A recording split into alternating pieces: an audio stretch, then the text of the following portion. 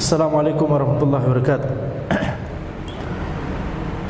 Innal hamdalillah nahmaduhu wa nasta'inuhu wa nastaghfiruh wa na'udzu billahi min shururi anfusina wa min sayyiati a'malina. May yahdihillahu fala mudhillalah wa may yudlil fala hadiyalah. Wa asyhadu an la ilaha illallah wahdahu la syarikalah wa asyhadu anna Muhammadan abduhu wa rasuluh. Allahumma shalli wa sallim ala sayidina Muhammad wa ala alihi wa sahbihi ajma'in, amma ba'd. Kita lanjutkan pembahasan dari kitab Aina Nahnu min Akhlaqis Salaf, di mana kita dari akhlak para generasi terdahulu. Kita sampai pada pembahasan bab al-birru bil ummahat, berbakti kepada ibu. Di pertemuan sebelumnya kita sampai pada kisah Hafsah, yaitu Hafsah bin Sirin, saudarinya Muhammad bin Sirin, ya. Maka ulama Muhammad bin Sirin yang ulama besar yang terkenal. Maka Hafsah bin Sirin ini disebutkan oleh Hisham bin Hisan, qala kana al-Hudzail bin Hafsah. Jadi al-Hudzail ini anaknya Hafsah. Yajma'ul hatab fi sayfi fayakshuruhu wa ya'khudhul qasab fayaflikuhu. Yaitu Al-Hudzail ini mengumpulkan kayu bakar pada saat musim panas, kemudian mengulitinya, ya, membersihkan kayu bakar tersebut, wa ya'khudhul qasab fayaflikuhu. Kemudian beliau mengambil bambu, mencari bambu ketika masih musim panas dan membelahnya. Qalat Hafsah, Hafsah berkata, wa kuntu ajidu qurratan, dan aku tinggal, yakni mengambil yang enak saja, tinggal ambil enaknya saja. Ini diantara makna, ini bisa dibaca qirrah, yaitu dingin, ya. Aku merasakan kedinginan ketika udah musim dingin, bisa dimaknai demikian. Atau wa kuntu ajidu qarratan, yaitu aku tinggal enaknya saja. Fakana idza jaa asy-syita jaa bil kanun. Ketika musim dingin tiba, anaknya Hafsah yaitu Al-Hudzail tadi itu kemudian datang membawa tungku ke rumahnya Hafsah. Fayada'uhu khalfi, kemudian dia meletakkan di belakangku, wa ana fi musallaya, dan aku duduk di tempat salatku, di musallaku di rumah. Tsumma yaqudu fayuqidu bidzalikal hatab al-muqasyshar wa dzakal qasab al-mufallaq. Kemudian dia duduk dan dia menghidupkan tungku tersebut dengan menggunakan kayu bakar yang sudah dikuliti tadi dan bambu yang sudah dibelah tadi, ya, waqudan sebagai bahan bakar, ya, untuk tungku tersebut. La yu'zi dukhanuhu wa yudfi'uni, sehingga asapnya itu tidak menggangguku dan api dari tungku tersebut bisa menghangatkanku. Ini kebiasaan Al-Hudzail, ya, ketika musim dingin, ya. Kebiasaan Al-Hudzail ketika musim dingin itu adalah datang ke rumah ibunya dan menghangatkan ibunya dengan cara membawa tungku. Ini menunjukkan bagaimana berbaktinya seorang anak, ya, tidak meninggalkan ibunya, yaitu kalau sudah si anak ini berkeluarga kemudian lupa dengan ibunya, tidak lagi mengunjunginya, sekedar menanyakan kabarnya tidak pernah, misalkan. Ini bukan ciri anak yang berbakti kepada ibunya, bukan ciri anak yang berbakti kepada kedua orang tuanya. Maka ini kita lihat, ini kebiasaan Al-Hudzail. Setiap musim dingin beliau datang ke rumah ibunya untuk menghangatkan ibunya. Nah, kalau di zaman ini tentunya cara untuk berbakti kepada kedua orang tua kita itu, ya, yang paling sederhana adalah menghubungi, ya, menghubungi lewat saluran komunikasi yang ada, lewat WA misalkan. Itu yang paling minimal. Telepon, SMS, chat misalkan, ya, menanyakan kabarnya. Ya. Kalau kata orang sekedar basa-basi, tapi kita katakan tidak ada basa-basi untuk orang tua, ya. Ini adalah amalan kebaikan, amalan berbakti kepada kedua orang tua kita. Kita menanyakan kabar mereka kita menanyakan ya bagaimana ya ini kondisi mereka, kesibukan apa yang yang sedang mereka kerjakan, misalkan mendengarkan keluh kesah mereka, misalkan kalau mereka memiliki keluh kesah. Akan tapi tentunya ini tetap kewajiban bagi anak untuk terkadang harus ngerem ya. Kalau misalkan sudah mulai ghibah, terkadang kan namanya orang tua misalkan ya berkeluh kesah, awalnya berkeluh kesah tapi ya ini kemudian berubah menjadi ghibah. Nah ini tentunya anak tetap harus perhatian ya, jangan sampai menuju ke sana. Tapi menghibur ya, harus menghibur orang tua kita ya. Jadi ini adalah diantara yakni cara untuk berbakti kepada kedua orang tua, khususnya kepada ibu kita. Maka di sini kita lihat Al-Hudzail itu membawakan tungku setiap musim dingin dan menghangatkan ibu beliau. La yu'dhi duhanuhu wa yudfi'uni namkuthu bidzalika masyaallah.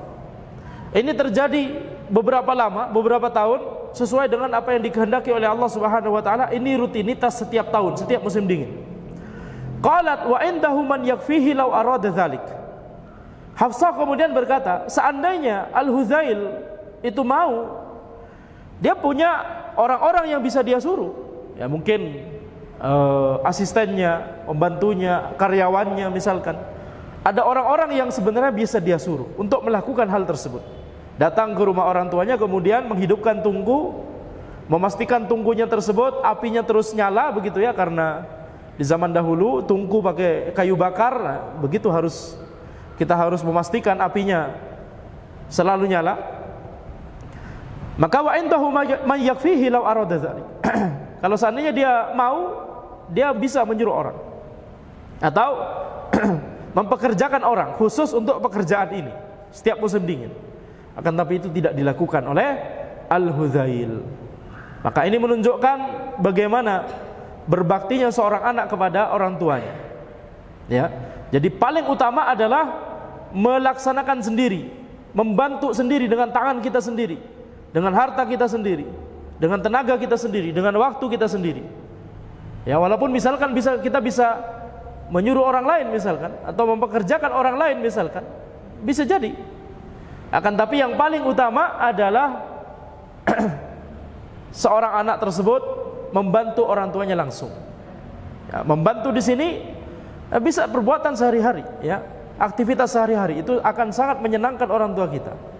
Bantu masak, bantu cuci piring, bantu nyapu, bantu mijitin, ya, mijitin orang tua dan seterusnya. Maka ini adalah di antara yang harus menjadi rutinitas dari seorang anak kalau dia mau berbakti kepada kedua orang tuanya. Jadi jangan cuek begitu ya. Jangan kemudian kita menganggap orang tua kita itu masih seperti dahulu ketika masih kecil, orang tua kita masih muda.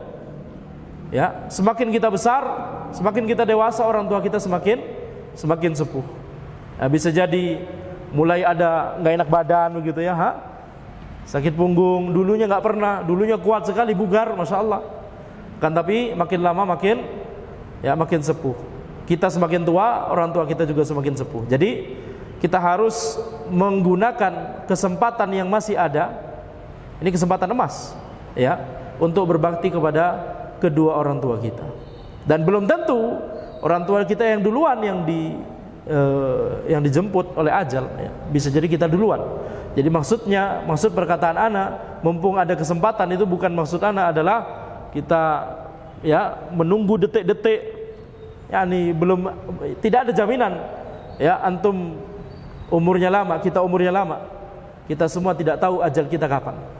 Jadi mumpung kesempatan kita masih ada, yani kita masih hidup, orang tua kita masih hidup misalkan, kita memaksimalkan birrul walidain, berbakti kepada kedua orang tua kita.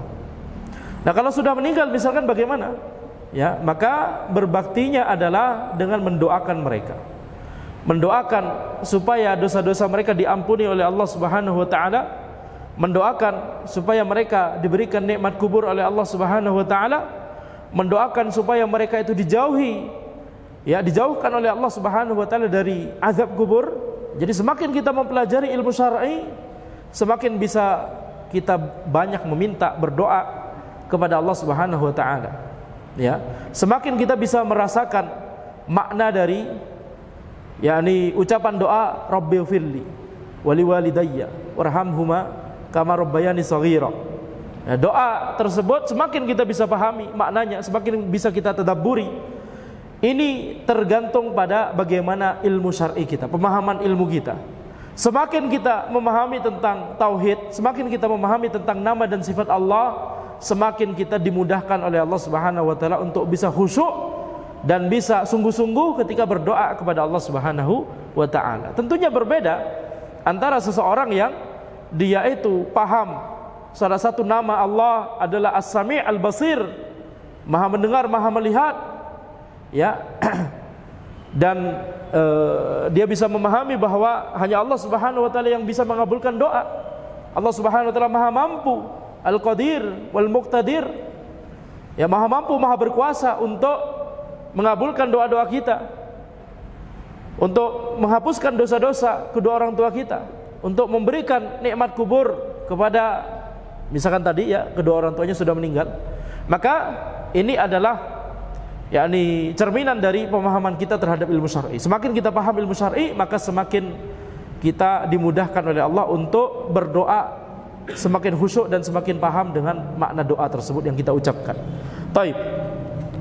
Maka di sini kita lihat kemudian Hafsah berkata, qalat wa rubbama aradtu ansarifu ilaihi fa aqulu ya bunai irji ila ahlik thumma adhkuru ma yuridu fa ad'uhu.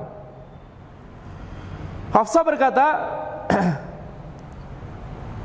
terkadang aku menginginkan aradtu ansarifu ilaihi, menginginkan untuk pergi kepadanya. Wallahu a'lam, mungkin ini maksudnya adalah terkadang Hafsah ingin beliaulah yang datang berkunjung ke rumah dari Al-Hudzail.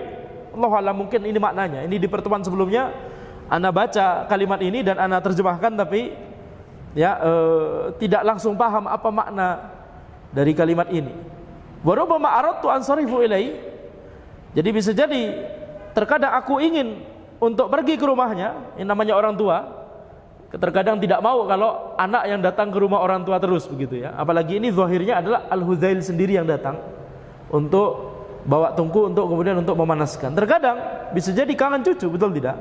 Kangen cucu, kangen menantu dan seterusnya. Jadi Hafsah wallahu a'lam mungkin itu maknanya. Terkadang aku ingin aku yang datang ke rumahnya.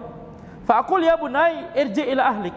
Maka aku katakan kepada anakku, wahai anakku, kembalilah ke rumahmu, pulang. Tsumma azkuru ma yuridu fa ad'uhu. Nah, di sini Anda juga tidak bisa berusaha memaknai apa maknanya. Kita terjemahkan letterlek.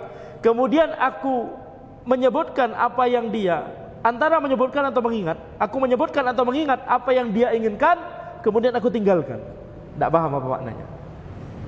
Ya, paham maknanya secara bahasa Arab tapi nggak paham konteksnya apa maksudnya. Ya, mungkin riwayat ini terpotong, bisa jadi ada yang ketinggalan atau bagaimana. Nanti insya Allah kalau kita menemukan, kita akan balik lagi ke sini ya untuk menjelaskan apa maknanya insyaallah taala. Qalat Hafsah, falamma mata razaqallahu alaihi minas sabr ma syaa ayarzuqa ghaira annahu ghaira anni kuntu ajidu ghussatan la tadhhab. Hafsah berkata, falamma mata, ketika Al-Hudzail meninggal dunia. Nah, ini berarti apa? Siapa yang meninggal dunia duluan? Anaknya. Al-Hudzail meninggal dunia, razaqallahu alaihi minas sabr. Maka Allah Subhanahu wa taala memberikan rizki berupa kesabaran, ma syaa ayyarzuqa. Sesuai dengan kehendak Allah Subhanahu wa taala kesabaran tersebut ya. yakni Allah Subhanahu wa taala memberikan kesabaran kepada Hafsah atas musibah ini, meninggalnya anaknya. Ghaira anni kuntu ajidu ghussatan la tadhhab. Akan tapi aku masih mendapati satu perasaan sedih yang tidak bisa hilang. Ada satu perasaan sedih. Qalat fa baina ana dzata lailatin aqra'u suratan Nahl idz ataitu ala hadhil ayah. Maka Hafsah kemudian berkata, pada suatu malam ketika aku membaca surat An-Nahl, aku sampai pada ayat wala tashtaru bi ahdillahi thamanan qalila. Janganlah kalian itu menukar perjanjian dengan Allah Subhanahu wa taala dengan harga yang murah. Yani menukar syariat Allah Subhanahu wa taala, ketundukan kepada Allah Subhanahu wa taala dengan harga yang murah, dengan dunia. Inna ma 'indallahi khairul lakum in kuntum ta'lamun. Sesungguhnya apa yang ada di sisi Allah itu lebih baik bagi kalian jika kalian mengetahui. Ma indakum yanfad wa ma indallahi baqin. Apa yang ada di sisi kalian itu akan sirna, yanfad. Wa ma indallahi baqin. Akan tapi apa yang ada di sisi Allah Subhanahu wa taala itu akan langgeng, yakni pahala dari Allah, keridhaan dari Allah Subhanahu wa taala, surga Allah Subhanahu wa taala itu dikekalkan oleh Allah Subhanahu wa taala. Wala najziyanna alladhina sabaru ajrahum bi ahsani ma kanu ya'malun. Dan sungguh kami akan memberikan pahala, memberikan balasan kepada orang-orang yang bersabar, memberikan pahala kepada mereka sesuai dengan amalan terbaik yang mereka lakukan. Ini fadilah dari Allah Subhanahu wa taala, ini anugerah dari Allah Subhanahu wa taala. Allah Subhanahu wa taala memberikan pahala kepada orang yang bersabar sesuai dengan amalan maksimal, amalan terbaik yang dia lakukan. Tidak melihat amalan yang lain yang mungkin kurang bagus, kurang sempurna, ya, akan tapi melihat kepada amalan yang paling baik yang pernah dilakukan oleh orang tersebut di dunia, kemudian Allah Subhanahu wa taala memberikan balasan sesuai dengan ya amalan tersebut. Seolah amalan yang lain yang kurang sempurna itu ya yakni dianggap sempurna semua. Begitu ya. Jadi diberikan pahala sesuai dengan amalan terbaik yang dilakukan oleh orang tersebut. Ini adalah keutamaan orang yang bersabar. Karena disebutkan tadi wala najziyannal ladzina sabaru. Sungguh kami akan berikan pahala kepada orang yang bersabar. Maka Hafsah ketika beliau mendapati ada satu perasaan sedih yang tidak kunjung hilang ketika anaknya meninggal dunia. Al-Hudzail, putranya yang sangat berbakti selama ini, ya banyak kenangan. Mana ada orang tua yang tidak sedih ketika anaknya meninggal dunia, betul tidak? Apalagi kalau anaknya sangat berbakti kepada kedua orang tuanya. Maka Hafsah bersedih sampai pada suatu malam beliau membaca ayat ini dan beliau kemudian berkata, qalat fa'adtuha fa'adhaballahu ma kuntu ajidu. Aku ulang-ulang ayat ini dan kemudian setelah itu Allah Subhanahu wa taala menghilangkan rasa sedih yang aku rasakan tersebut. Menjadi ridha dengan keputusan Allah Subhanahu wa taala, menjadi bersyukur atas setiap ketetapan yang Allah Subhanahu wa taala berikan. Jadi tingkatan ya, tingkatan ketika seseorang mendapatkan musibah itu adalah yang pertama adalah bersabar. Maka Hafsah bersabar awalnya. Habis itu ketika beliau kemudian membaca ayat ini dan tidak hanya membaca, beliau mengulang-ulang.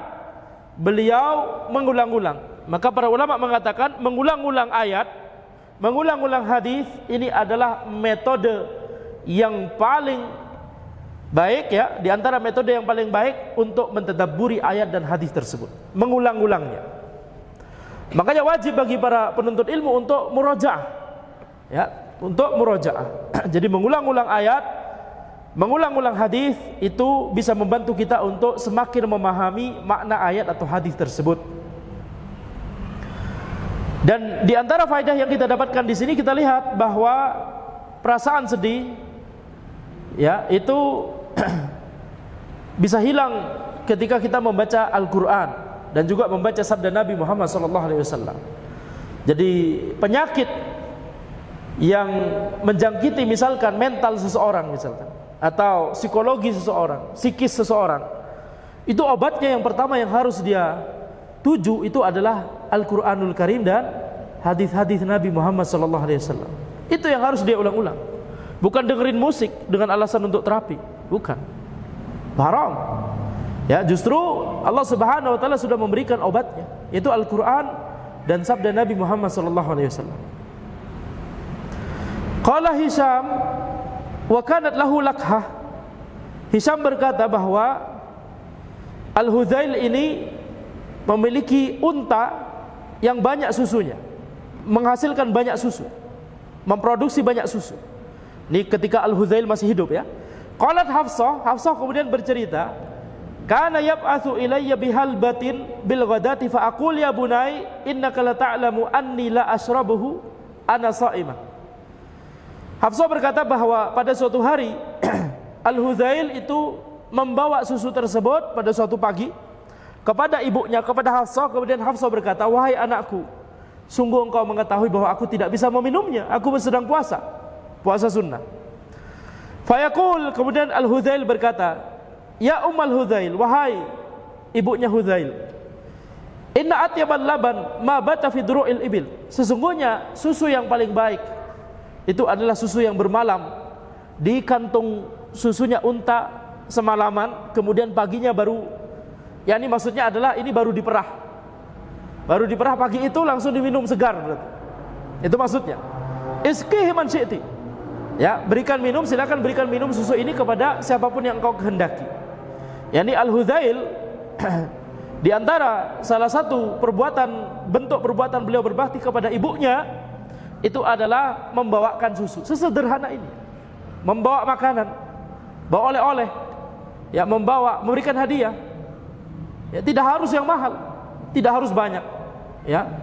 Akan tapi sedikit, akan tapi itu murni dari kecintaan kita kepada kedua orang tua kita, maka itu sudah mencukupi. Maka di sini kita lihat Al-Hudzail membawa susu, akan tapi ya terpaksa harus ditolak oleh Hafsah karena beliau sedang berpuasa. Kemudian Al-Hudzail berkata, ya sudah, berarti berikan susu ini kepada siapapun yang engkau kehendaki. Kemudian di riwayat berikutnya, wa dzakara Abdurrahman bin Ahmad. Abdurrahman bin Ahmad berkata, karena Imam Ahmad rahimahullah memiliki anak Abdullah, kemudian juga memiliki anak Abdurrahman. Abdurrahman bin Ahmad berkata, an abihi, dari ayahnya, yakni dari Imam Ahmad rahimahullah, anna imra'atan ja'at ila Baqi. Ada seorang perempuan itu datang kepada Baqi, salah seorang ulama, ya, Syekh Baqi. Faqalat innabni fil asr. Kemudian perempuan tersebut, yakni dia mau konsultasi. Dia mau konsultasi sama ulama. Maka innabni fil asr, sungguhnya anakku sedang ditawan oleh raja yang zahirnya zalim, gitu ya, ditawan. Wala hilata li, dan tidak ada solusi bagiku. Tidak ada solusi, yakni tidak ada jalan keluar. Aku tidak bisa menolongnya. Falau asyarta ila man yafdihi fa innani walihah. Kalau seandainya engkau bisa menunjukkan kepadaku orang yang bisa menebusnya, maka sesungguhnya aku sangat bersedia atas musibah ini. Yani ibunya ini, seorang perempuan ini mengeluhkan, konsultasi sama Baqi, ya, bahwa anaknya ditawan oleh raja yang zalim. Jadi minta tolong kepada ulama tersebut. Qala na'am, kata Baqi, ya, kata Syekh Baqi, na'am. Insarifi hatta anzura fi amri. Silakan engkau pergi dulu sampai aku memikirkan terlebih dahulu tentang perkara anakmu ini, mau diapakan, mau ditolong seperti apa, begitu ya. Cara menolongnya bagaimana? Mau mikir dulu. Silakan pergi dulu, nanti balik lagi. Tsumma atraqa wa harraka syafatai. Ini kata siapa ini? Yang menceritakan tentang kejadian ini siapa? Imam Ahmad rahimahullah taala. Jadi ini zahirnya adalah, wallahu alam, harus dicek ya, Anda belum sempat mengecek. Baqi salah satu gurunya Imam Ahmad.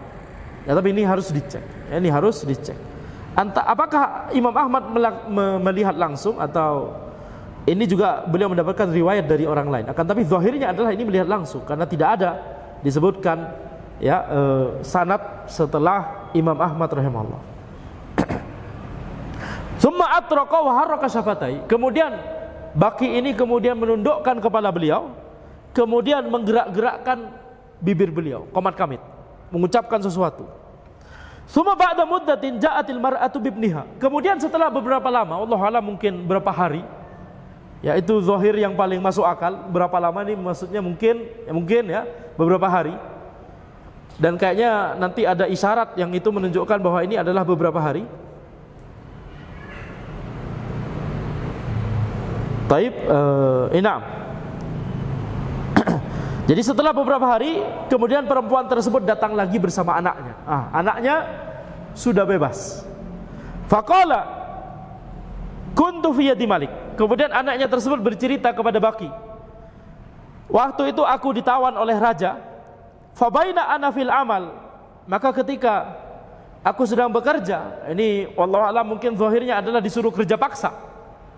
Ya, disuruh kerja rodi, sama tawanan disuruh bekerja oleh raja tersebut. Saqata qaidi. Kemudian ternyata rantai yang mengikatku itu tiba-tiba putus, tiba-tiba jatuh ke tanah. Qala fa dzakara al-yaum was-sa'ah. Ini isyarat yang Anda sebutkan. Kemudian si anak tersebut menyebutkan itu terjadi pada hari apa dan pada jam berapa kira-kira. Menyebutkan pada hari apa dan pada jam berapa kira-kira peristiwa ini terjadi. Rantainya tiba-tiba putus tanpa ada sebab, tiba-tiba putus dan jatuh ke tanah. Fa wafaqa waqta du'a Syekh. Kata Imam Ahmad, hari dan jam tersebut sesuai dengan hari dan jam di mana Syekh Baki itu didatangi oleh perempuan tersebut, ibunya tadi yang waktu itu ya. Kemudian ibunya pergi, habis itu Syekh Baki ini berdoa. Ternyata beliau menggerakkan bibir, qawan kamit, itu maksudnya adalah berdoa kepada Allah Subhanahu wa taala. Kata Imam Ahmad, ternyata sesuai dengan hari dan jam Syekh Baki tersebut berdoa kepada Allah. Qala fasaha alayya al-murassamu bina. Kemudian anaknya melanjutkan lagi. Anaknya melanjutkan ceritanya. Apa yang terjadi setelah rantainya putus dan jatuh? Penjaga yang ditugaskan untuk menjaga kami itu kemudian berteriak kepadaku. Tsumma nazara wa tahayyar. Kemudian dia melihat rantainya itu jatuh, kemudian dia bingung sendiri. Tsumma ahdaral haddad wa qayyadani. Kemudian penjaga tersebut menghadirkan tukang besi, pandai besi, kemudian ya merantaiku kembali, kata si anak ini. Falamma faraghahu wa masyaitu saqatal qaid. Kemudian ketika tukang besi tersebut sudah selesai, sudah pergi, dan aku jalan, sekedar jalan, rantai tersebut putus kembali dan jatuh kembali ke tanah. Fabuh itu. Kemudian orang-orang di situ, para penjaga dan orang-orang lain, itu semuanya terdiam. Wada'au ruhbanahum. Kemudian mereka memanggil pendeta mereka. Nah, ini zahirnya berarti ini adalah non muslimnya. Orang kafir.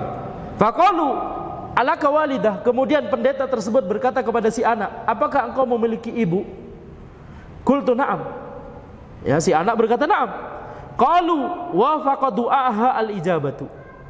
Ya, bahwa ijabah dari Allah itu diberikan oleh Allah kepada si ibu, kepada yakni atas doanya si ibu tersebut. Jadi ini kata pendeta tersebut. Apa pelajaran yang bisa kita ambil di sini? Belum selesai, masih ada satu paragraf. Hadhil waqi'ah haddatsa biha al-Hafiz Hamzah As-Sahmi an Abil Fatah Nasr bin Ahmad bin Abdul Malik qala sami'tu Abdurrahman bin Ahmad haddatsana abi fa dzakaraha wa fiha thumma qalu qad atlaqaka Allah fala yumkinuna an nuqayyadaka fazawwaduni wa ba'athu bi. Kejadian ini diriwayatkan juga oleh Al-Hafidz Hamzah As-Sahmi dari Abul Fatah Nasr bin Ahmad bin Abdul Malik. Beliau berkata, aku mendengar Abdurrahman bin Ahmad. Beliau berkata, telah meriwayatkan kepadaku ayahku, yaitu Imam Ahmad. Ini kejadian ini bukan hadis, tapi masya Allah ada sanadnya. Ya, dan ini diceritakan langsung oleh Imam Ahmad rahimahullah. Ini kejadian yang tidak biasa. Ya, rantai tiba-tiba putus, kejadian yang tidak biasa. Ini karomah. Ya, atau tadi ya di karomah karena dijabah doa langsung oleh Allah Subhanahu wa taala. Nah, di riwayat yang lain disebutkan bahwa orang-orang yang penjaga dan pendeta mungkin di situ ya, penjaga-penjaga di situ, mereka berkata, qad atlaqakallah. Allah telah membebaskanmu. Fala yumkinuna an nuqayyidak. Maka tidak mungkin bagi kami untuk merantaimu. Ini para penjaga di situ, dan mungkin zahirnya tidak hanya penjaga tapi orang-orang lain atasannya begitu ya, yang bisa memutuskan. Mereka mengatakan Allah telah membebaskanmu. Tidak mungkin kami merantaimu kalau Allah kemudian berkehendak untuk membebaskanmu. Akhirnya apa yang dilakukan oleh mereka? Si anak bercerita, fazawwaduni wa ba'athu bi. Kemudian mereka memberikanku bekal, suruh pulang. Ya, nih, putus asa untuk memborgol, putus asa untuk merantai. Udahlah, daripada bikin repot, daripada kita nanti yang mendapatkan murka Allah, maka kemudian mereka malah memberikan bekal kepada si anak untuk kemudian pulang ke rumahnya. Maka ini kisahnya. Jadi ini apa faedah dari kisah ini? Kisahnya ini kisah yang sangat yakni mencengangkan, betul tidak? Dari kisah ini kita mendapatkan faedah bahwa doa seorang ibu dan doa seorang ulama itu diijabah oleh Allah Subhanahu wa taala. Tentunya ada syarat-syarat, ada syarat doa dan ada penghalang doa diijabah. Ya, ada syarat doa, ada penghalang doa. Ini harus dibahas di majelis lain, tidak cukup kalau dibahas sekarang. Akan tapi di antara yakni yang membuat doa tersebut mudah diijabah oleh Allah Subhanahu wa taala adalah ketika didoakan oleh orang tua sendiri atau didoakan oleh orang yang berilmu, yang bertakwa kepada Allah Subhanahu wa taala. Itu di antara sebab. Dan juga yang berdoa itu sangat yakni sangat bersungguh-sungguh dengan doanya. Makanya tadi ini kita lihat, kira-kira kalau si ibu tersebut berdoa kepada Allah, kondisinya adalah dia sangat menginginkan anaknya bebas, kira-kira doanya sungguh-sungguh atau tidak? Atau cuma sekedarnya saja? Pasti doanya sungguh-sungguh. Ini doa dari ibu kita sendiri, bahkan dari ibunya sendiri. Ya, jadi ini pasti doa yang sungguh-sungguh. Jadi ini diijabah oleh Allah Subhanahu wa taala, sehingga itu membuat ya diijabah secara langsung. Terkadang ijabahnya doa itu tidak secara langsung, bisa jadi bertahap begitu ya. Akan tapi ini kisah yang sangat mencengangkan. Diijabahnya langsung oleh Allah Subhanahu wa taala. Rantai langsung putus. Dirantai lagi, putus lagi tanpa ada sebab yang zahir. Ya, tentunya kita tahu sebabnya apa, yakni kehendak dari Allah Subhanahu wa taala. Tapi tidak ada sebab yang zahir, yang kelihatan panca indera begitu ya. Maka ini juga menunjukkan bagaimana, ini menunjukkan bahwa si anak tersebut berbakti kepada ibunya selama ini. Ya, buktinya apa? Buktinya adalah ibunya bersedih, sangat bersedih. Bukankah kita mengetahui bahwa ada contoh anak yang sangat durhaka kepada kedua orang tuanya, sangat jahat, sehingga ketika ditangkap oleh pemerintah misalkan, ibunya justru bersyukur, alhamdulillah. Jadi anak selama ini pusing dengan kejahatannya, dia yang berbuat jahat, anak yang dimintai pertanggungjawaban oleh orang-orang. Ya, orang-orang nanya atau menyetroni rumah untuk nyari si fulannya lari kabur kemana karena sudah melakukan kejahatan misalkan. Nah, selama ini bisa jadi ada orang tua yang justru direpotkan dan disibukkan oleh anaknya. Tapi di sini kita lihat ibu ini ya, si ibunya ini dia sangat bersedih ketika anaknya ditawan. Ini isyarat bahwa anaknya berbakti kepada kedua orang tuanya, ya, kepada ibu. Maka ini adalah pembahasan tentang berbakti kepada orang tua, khususnya berbakti kepada ibu. Ini adalah pembahasan yang panjang. Akan tapi ya, insya Allah kita cukupkan sampai di sini. Insya Allah kita lanjutkan di pertemuan berikutnya, di bab berikutnya, yaitu as-salaf wal bir bil asdiqa wa husnus suhbah. Yaitu bagaimana generasi terdahulu itu, mereka itu bagaimana ketika bermuamalah dengan kawannya, dengan temannya, bagaimana husnus suhbah, yakni persahabatan yang baik yang mereka jalin dengan temannya. Bagaimana adab ketika memiliki sahabat, bagaimana adab ketika berkawan. Ini juga dibahas oleh syariat, ya, diatur oleh Islam dan ditunjukkan keteladanannya oleh Nabi Muhammad SAW dan para generasi terdahulu. Jadi insyaallah itu akan kita bahas di pertemuan berikutnya. Ya, hadallahu a'lam. Mungkin ini sudah mendekati waktu Isya. Mungkin berapa menit lagi? 1 menit? 2. Tidak akan cukup untuk tanya jawab. Demikian yang bisa Anda sampaikan. Hadallahu a'lam. Subhanakallahumma wa bihamdika asyhadu an la ilaha illa anta astaghfiruka wa atubu ilaik. Wassalamualaikum warahmatullahi wabarakatuh.